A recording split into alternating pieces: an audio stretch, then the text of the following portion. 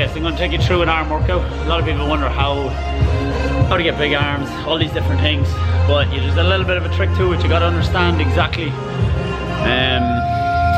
from what angles are you hitting your arm when you're doing it. You know, is there a peak in the bicep you want to get bigger, or is the thickness in your arm you want to get bigger, and where is your lacking? Okay, and then you got to understand when you're lacking that area, where exactly or how do you hit that area.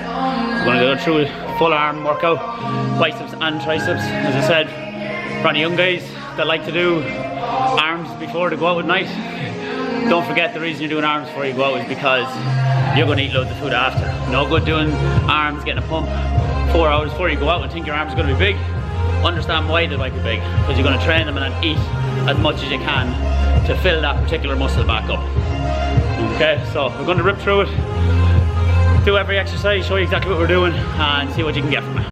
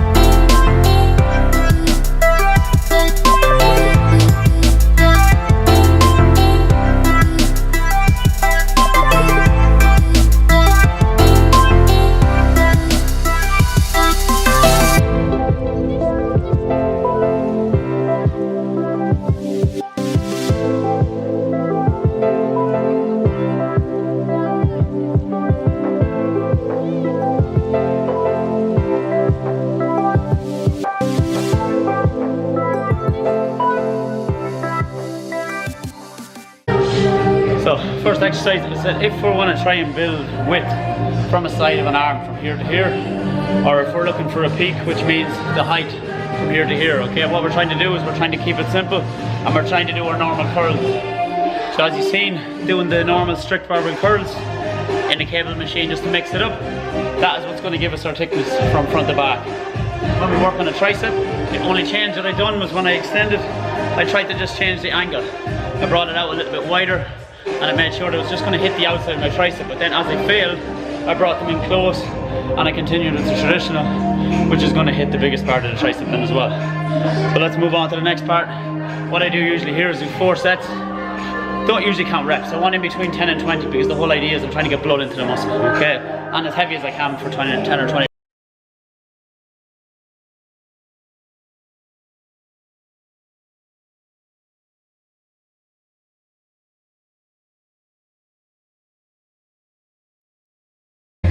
So, we always see guys who may have an arm that's really thick, but yeah, it's narrow. So right now, as I said, I'm just starting off. I want to give myself exactly 60 seconds breather. Main focus is I got to keep the blood in the muscle. So 60 seconds, working from a bicep curl. 60 seconds rest, we're straight into the triceps. And so on, 60 seconds back to the bicep, 60 seconds back and forth. I'll do this 5 times each. Loads of volume, loads of blood, possibly 100 reps on each muscle we're doing. And that's just the first 2 exercises.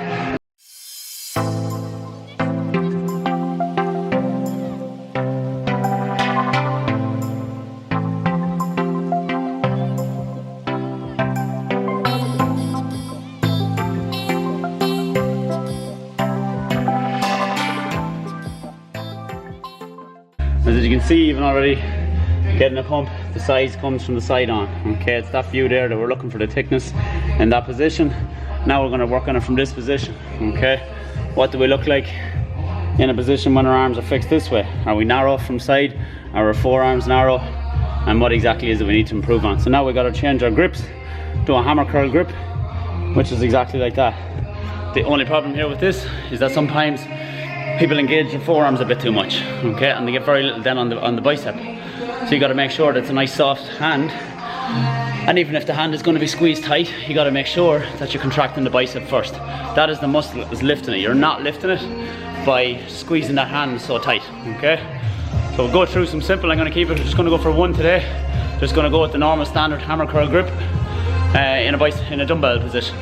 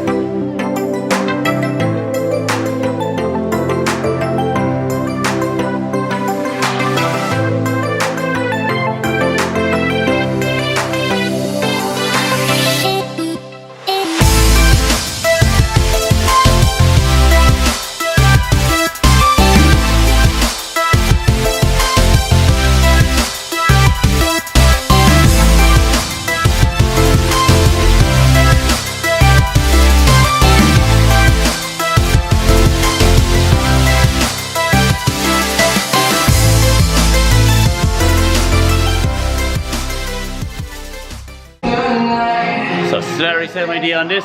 We're looking for back and forth from bicep to tricep. Okay, so taking both muscles in the one day. Very same process, 60 seconds, move it on to the next one, and then go back again. First one, hammer curl grip. You make a decision whether you want to go as heavy as possible or you want to go as light as possible, and you want to contract a bit more. Today, I'm just going literally halfway between both. I could curl 20, 22 and a halves, but I'm doing 12 and a halves. I could also curl 5s, and I could control it really tight. So today, I'm just literally in a happy medium between the two of them. As regards to the skull crushers, lying on their backs, so important if we look, so important when we're lying down. People are always extending the elbow back. I want to keep this neutral and extend just through the arm. So I do not want to see any bad techniques. If you watch the technique closely, you will see that my elbow is staying in position and I'm creasing from the elbow joint. My hands are pretty much rubbing off the side of my head. So the dumbbells come right down, touching that shoulder and extending through the tricep. On my last rep, you'll notice that was when I was just about to fail, and you'll see the way technique slightly waved away from where it needs to be, and that's where we don't want to be. So make sure we keep it in line. Technique is everything.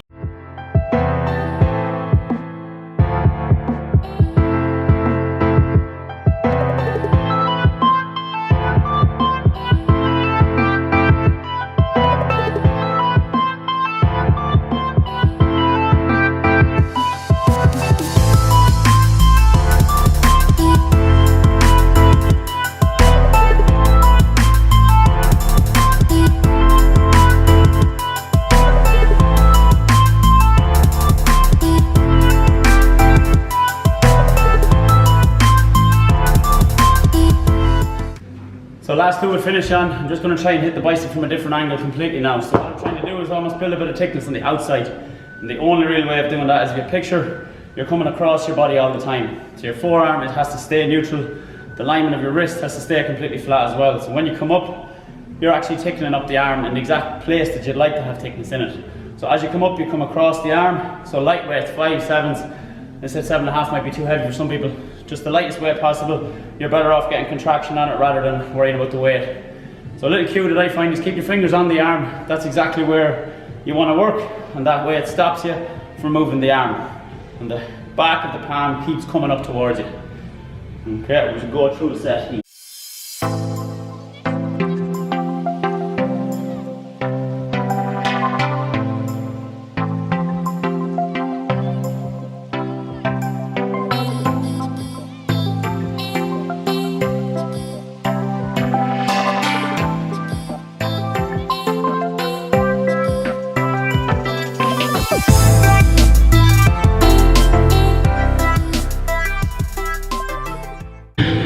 That particular one can be done in any variation. It can be 2 to the side, 2 to the other side, 1 arm for the whole length of time, so on.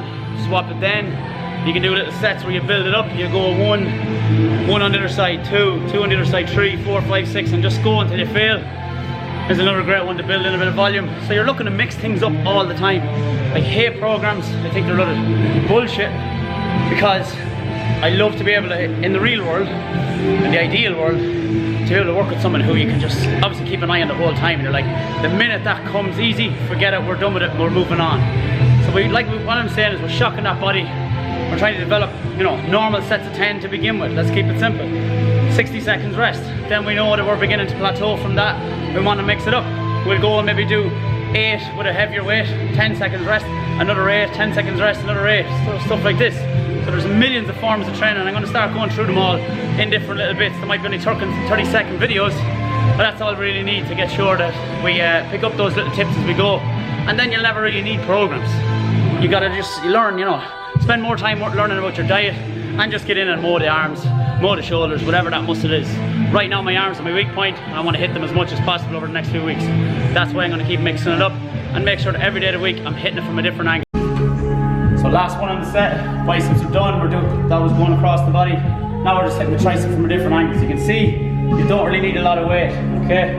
Depends, some of us might even just go, like them two alone will be quite heavy because we're hitting such a smaller part of the tricep. So I don't even need a handle, I just want to grab, if it's a cable machine, just take the little ball that you usually be on them, keep the hand pinned against that keeps your posture right, and this elbow must not move, okay? So once that's pinned in position, the only thing that's allowed to happen is I'm only allowed to extend. So I'm not doing this, I'm not up here, I'm throwing it behind, I'm going like so.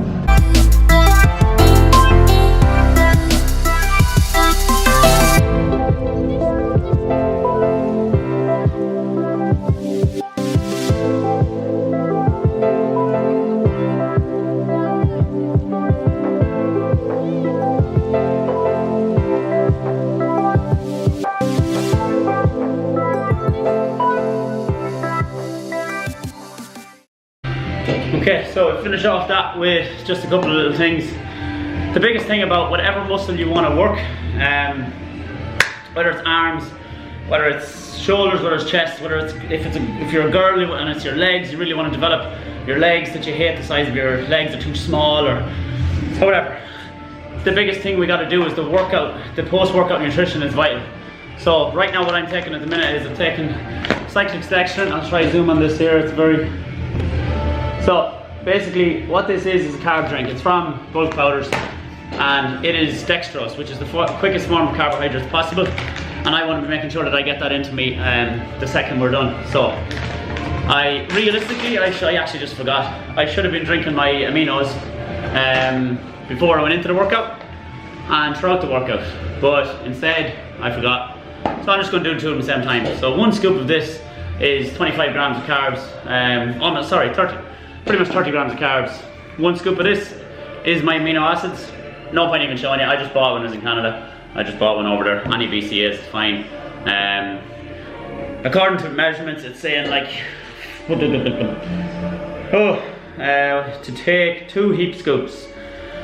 And you never really measure amino acids. That's the one thing you gotta learn. What I mean by that is, you are just actually taking amino acids. You're not taking like protein as such, because the protein is broken down into amino acids, but it's the fastest form of recovery possible. So leucine, glutamine, citrulline, malate, all these type of things, these are all in it. Calories completely none, sugars none. So I just take, and it's, really should have done my homework before this video, but anyways, fuck it. Peach mango. So the cyclic dextrin is tasteless, so it's fine to drink, but sometimes if you're like me, I'm a bit weirdo and textures drive me mad. So that, aminos, my cyclic dextrin, and then creatine. So creatine, as we know, it will help you add size, strength, power, serving size. I honestly don't even measure it because there's no need. Fire it in. I'm bulking, and at the end of the day, it's harmless, to be honest. And a lot of people are afraid of creatine, and they think that it's lethal dangerous. It's extremely harmless, guys. It's around years and years. But as I said, that is the biggest thing to get into you. Make sure that your post-workout nutrition for whatever muscle that is, guys, is so important. If, for example, I done my arms like I did, I got a really good pump now, and I don't recover, and just buy a decent shaker as well. These are absolutely shit. Christ. You gotta get the food into you. So straight after this, I'll have to get some form of white carbs, white rice, white pasta, some fruit, some veg. Not really veg, to be honest. Not gonna make too much difference. But carbs, quick, get the carbs into you, fill you up, replenish your muscles, help them grow, and then you can follow it up with some protein as well. So I have to buy a new shaker. As I said, this one's only small, but the idea will be that I'll be able to just put my whey in, I'll have my, and all this stuff. Every single bit of that will be in the one shake, and that's what I'll take out after. Hope you enjoyed the video, guys. Send in and let me know any other muscles that you want to do. You can say comment below, comment on my Instagram video, whatever it is, and I'll do them.